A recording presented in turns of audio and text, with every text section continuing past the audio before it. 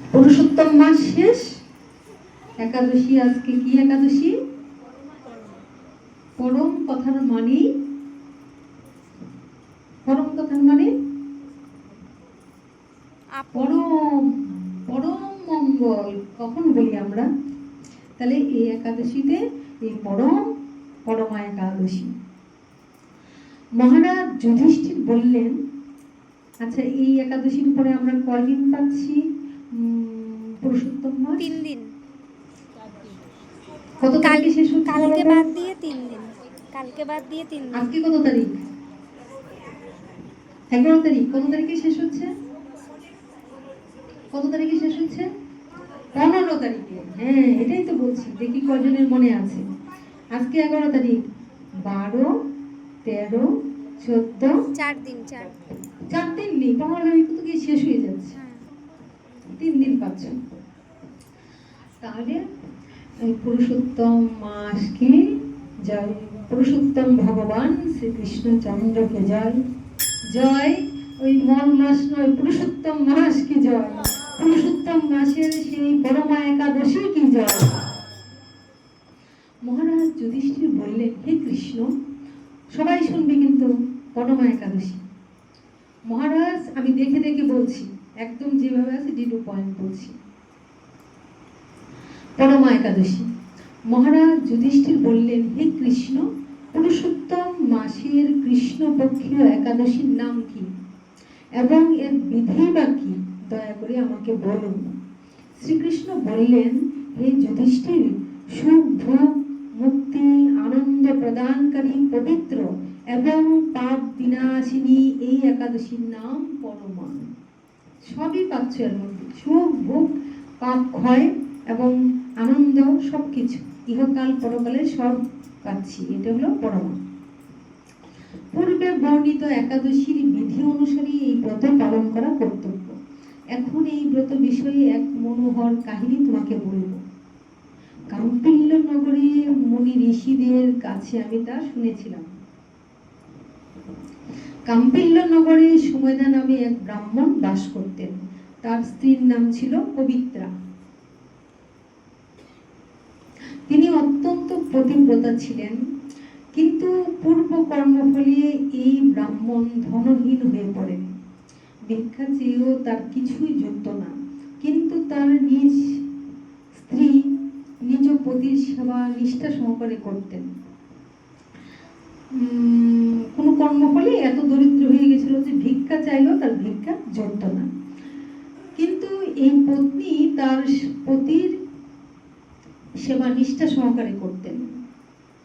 গৃহে অতিথি সেবার জন্য প্রয়োজনে অনাহারে থাকতেন। বাহ, অতিথি সেবার জন্য অনাহারে থাকতেন। দেখো, যার কাউকে খাওয়ানোর ক্ষমতা নেই, নিজের খাওয়ার উপার্জন হয় না, সে তার মুখের গ্রাসটা কাউকে দিয়ে, নিজে 2 ঘুট জল খেয়ে ওই যে সেবাটা করলো, এইটা হলো সাত্ত্বিক সেবা। যে নিজেরই খেতে নাই অথচ নিজের কথা চিন্তা না করে অন্যকে গ্রাসটা দিয়ে দিচ্ছে, এই সেবাটা তখন ছিল সত্যযুগে। এখন দেখা যায় না। আমার থাকলে তবে তো কাউকে করবো, তাই না? কিন্তু তখন ছিল এটা। ওরা নিজেরা প্রয়োজনে জল খেয়ে ক্ষুধা নিবারণ করতেন, কিন্তু সাধুকে মানে কেউ অতিথি আসলে তাকে নারায়ণ রূপে সেই সেবা করতেন। যাই হোক,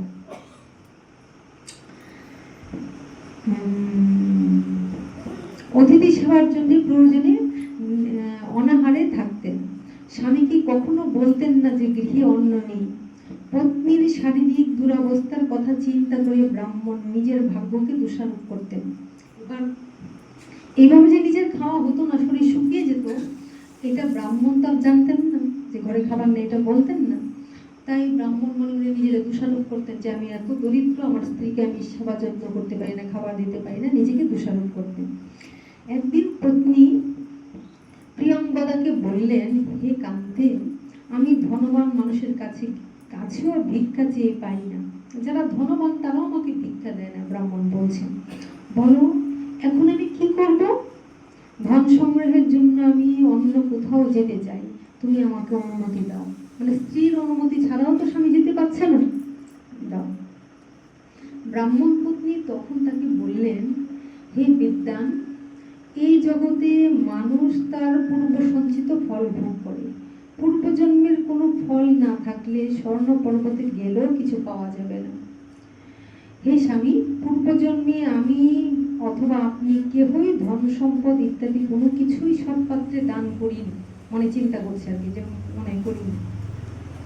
তাই আমাদের ভাগ্যে যা আছে তা এখানে থেকেই লাভ করলেই পাবো। তাই আমাদের যা আছে ভাগ্যে তা আমরা এখানে থেকেই লাভ হবে। আপনাকে ছাড়া আমি এক মুহূর্ত থাকতে পারবো না। মানে পতি সেবা করে তো, তাই বলছি যে আপনাকে ছাড়া আমি এক মুহূর্ত থাকতে পারবো না। কেননা পতিহীনাকে দুর্ভাগা বলিয়ে সবাই তখন নিন্দা করবে। অতএব এখানে যা ধন লাভ হয় তা দিয়ে দিন যাপন করবো। একে তো দরিদ্র, একে তো গরিব, একে তো কিছু নেই, তারপরে যদি তার পতিও তার সঙ্গে না থাকে তাহলে কি হবে, সে কিভাবে থাকবে, এটা সে বর্ণনা করছে। তাই এভাবে যেন আমরা ধন লাভ হয় তা দিয়ে আমরা দিন যাপন করবো যা পারি। ওই বিচক্ষণ ব্রাহ্মণ পত্নীর কথা শুনে ওই নগরে রইলেন। তখন পত্নীর কথা শুনে তিনি থেকে গেলেন। একদিন মুনিশ্রেষ্ঠ একদিন মুনিশ্রেষ্ঠ কৌন্ডিন্য সেখানে এলেন। তাকে দেখে সুমেধা খুব খুশি হলেন। সুমেধা মানে ব্রাহ্মণ না? একদিন মুনিশ্রেষ্ঠ কৌন্ডিন্য সেখানে এলেন, তাকে দেখে সুমেধা খুব খুশি হলেন। ব্রাহ্মণ স্বস্তিক মুনিকে প্রণাম জানালেন, সুন্দর আসন দিয়ে তার পূজা করলেন। ওই দম্পতি আনন্দ সহকারে মুনিকে ভোজনও করালেন। অতঃপর ব্রাহ্মণ পত্নী জিজ্ঞাসা করলেন, হে মুনিবর, কিভাবে দারিদ্রতা নাশ হয়? বিনা দানে কিভাবে ধন বিদ্যা স্ত্রী লাভ হয়? আমার স্বামী আমাকে এখানে রেখে ভিক্ষার জন্য দূর দেশে যেতে চান, কিন্তু আমি তাকে যেতে নিষেধ করেছি। এখন আমাদের ভাগ্য বসে এখানে আপনার শুভাগমন হয়েছে, মানে আমাদের ভাগ্যের জন্য আপনি এখানে শুভাগমন করেছেন। আপনার কৃপায় আমাদের দরিদ্রতা অবশ্যই নাশ হবে। দরিদ্রতা বিনষ্ট হয় এমন কোনো ব্রত বা তপস্যার কথা আপনি কৃপা করে আমাদের বলুন।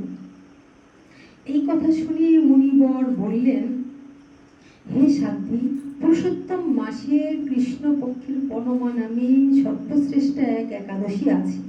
এই তিথি ভগবানের অতীব প্রিয়তমা। এই ব্রত পালনে মানুষ অন্ন ধন সম্পদ আদি সবই লাভ হয়ে থাকে। এই সুন্দর ব্রত ধনপতি কুবের প্রথম করেছিলেন। তাহলে আমরা জানতে পারি যে কুবেরও প্রথম করেছিলেন। রাজা হরিশ্চন্দ্র এই ব্রত পালনে স্ত্রী পুত্র রাজ্য ফিরে পেয়েছিলেন। হে বিশালাক্ষী, এই জন্যে তোমরাও এই ব্রত পালন করেন। ওই মুনিবর বললেন, হে পাণ্ডব, কৌন্ডিন্য মুনির উপদেশে পতি পত্নী উভয়ে একসঙ্গে বিধিমত পুরুষোত্তম মাসের পরম একাদশী ব্রত পালন করলেন।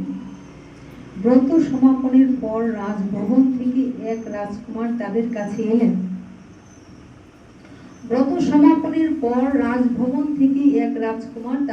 এলেন।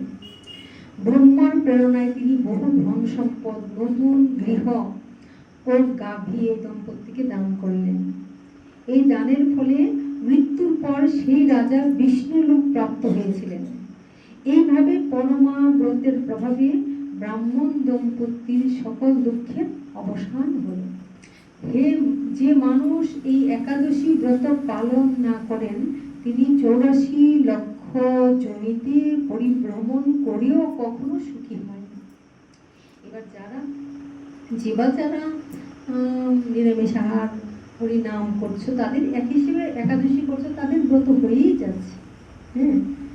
এখন তো অনেকে কঠিনভাবে পারে না, যারা পেরেছে তাদের কথা আলাদা। আর যারা মনে করে করছে একাদশীর মধ্যে দিয়ে একটা একাদশী, দ্বাদশীর মধ্যে দিয়েও ব্রত হয়ে যায় পুরো মাস ভগবানের নামের মধ্যে থাকলে। যে মানুষ এই একাদশী ব্রত পালন না করেন তিনি 84 লক্ষ জমিতে পরিভ্রমণ করেন, কখনো সুখী হয় না।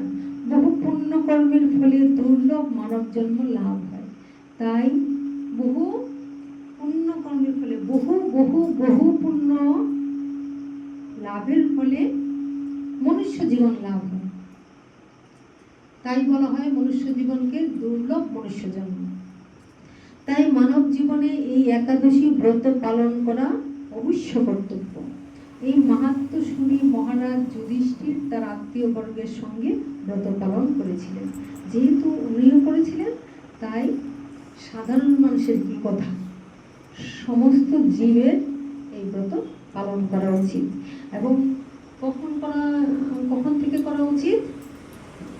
8 থেকে 80 বছর অবধি একাদশী ব্রত অবশ্যই পালন করা উচিত। 8 থেকে 80 বছর পর্যন্ত একাদশী ব্রত পালন করা উচিত। রাধে রাধে।